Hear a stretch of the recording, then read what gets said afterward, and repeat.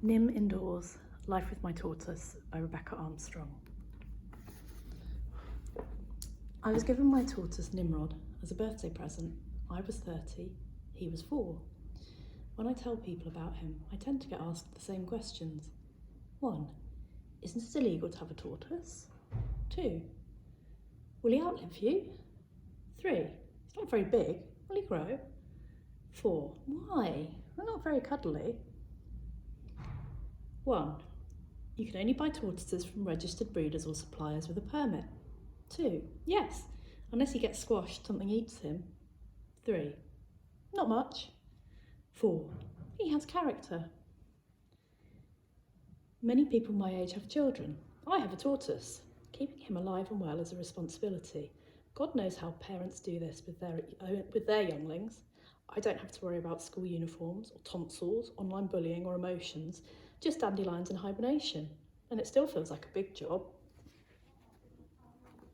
I'm a bit hazy on what goes on inside the shell.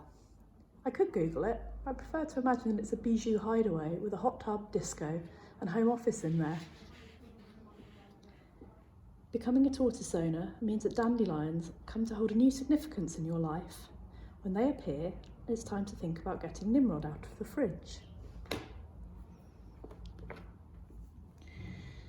Before I got Nimrod, I worried that the cat might attack him. The tortoise has so far outlived that cat and the next one. He'll most likely outlive me too. Nim has 2 male cousins. They don't get on. They either fight or try to have sex with each other. Sometimes it feels like we're flatmates. Sometimes it feels like I'm his captor. I love him, but there are times when I don't like him very much. I hope he doesn't hate me, especially now that I've put him in the fridge for the winter.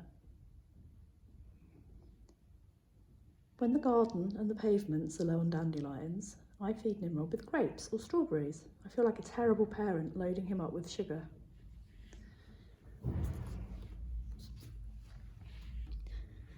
I've found the best way to hold Nimrod is like a burger. Otherwise he scrabbles and kicks away my hands and falls on the ground. If it's chilly out, I bring Nim indoors where he roams freely around the flat.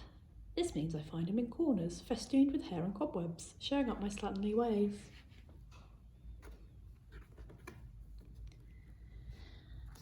I'd had Nim for 3 years when the accident happened.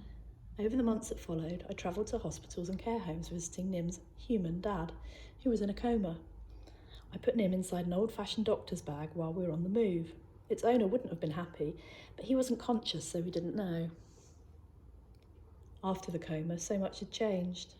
I took the tortoise on a bedside visit, but he wasn't very welcome. Get that fucking away! The next year, as it drew near Nim's hibernation, things were more cordial. You're a good boy, Nim. I love you. Goodbye. I found a bed frame shaped like a Ferrari abandoned on the side of the road. It seemed like the perfect outdoor enclosure for Nim. I put a wooden box at one end for shelter and a dish for water. But someone else was happy, one of the local foxes. I saw him pouncing on something in the back garden and realised it was Nim. A chicken wire roof was added, but to no avail. The fox won't leave him alone, my neighbour told me by text a week later while I was at work. It's balanced him on the back wall. She rescued him, but things had to change. Nim's new quarters, a guinea pig cage, aren't nearly so dashing, but they're roadworthy. We weren't allowed dogs in the office, but there didn't seem to be a ban on tortoises. I took Nim into my morning meeting. My boss didn't notice to begin with, then jumped when he saw a tortoise looking at him beadily from the boardroom table.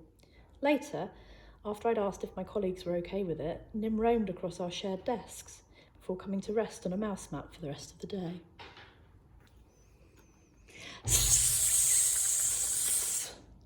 Oh, I'm sorry. Did my shadow dare to fall over you? Yes. Tortoises hiss when they're displeased.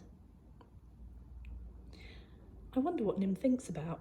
Does he get bored marching around the flat? Is he familiar with the topography? Is he surprised when I've had a tidy up and the landscape changes? Does he prefer to be outside or in? I look at the photograph of an actual tortoise sanctuary hibernating its charges in the fridge so often that I saved it to my favourites. Sometimes it's to show other people I haven't made it up. Other times it's to reassure me of the same thing. Nim hates it when I have to trim his claws. I hate it when I have to trim Nim's claws. I have to grab each foot, then use nail clippers to get the very end bits. One of us hisses more than the other. We're both shaky and relieved when it's done. When I can't find Nim, there are a few places that I check. It's in a cul-de-sac in the bathroom, wedged beneath the radiator cover, or under the bed, waiting for me to get settled before he starts clunking about. On a trip to the latest care home in Leicester this time, my dad and Nimrod came too. Dad let Nim wander on the lawn. I only looked away for a minute, my dad said, but Nim had vanished. He turned up a week later, and Dad drove from Kent to collect him. Nimrod quite likes having a bath. He paddles in the warm water, has a drink, and then I rub his shell and shine it with oil. Scratch, scratch, scratch, scratch, scrape, scrape, scratch. I'm hibernating Nim in his own fridge, well, my own fridge, for the first time this year. It's very strange. He's tucked in a box of shredded newspaper. The fridge is the correct temperature, but he's still stirring. I check him every few days to make sure he's not dead. I'll get him out in February. I hope there's a world for him to wake up to, despite wars and climate change. I always imagined it would be nice to be able to hibernate, to sleep through winter and wake up in time for spring. But I hadn't ever thought that it might be like a coma. I really hope it's more like an excellent lie-in. Goodbye, Nimrod. You're a good boy. I love you.